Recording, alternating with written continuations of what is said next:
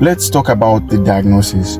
If your mechanic is always diagnosing a laundry list of problems, it might be a red flag. Why would a mechanic like come up with a lot of problems that your car is having?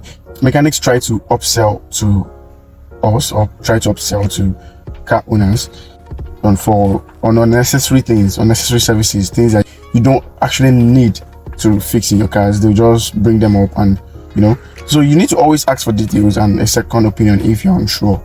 So if a mechanic comes up with a bunch of list of things that you should fix in your car, you should ask questions about those things. You have the right to ask the mechanic, what are these for? What's the meaning of this thing you wrote here, probably in the quote or in whatever form he has written, the estimate of quotes for your car. So you have the right to ask him or her, yeah, dude, what's up? What is the meaning of this?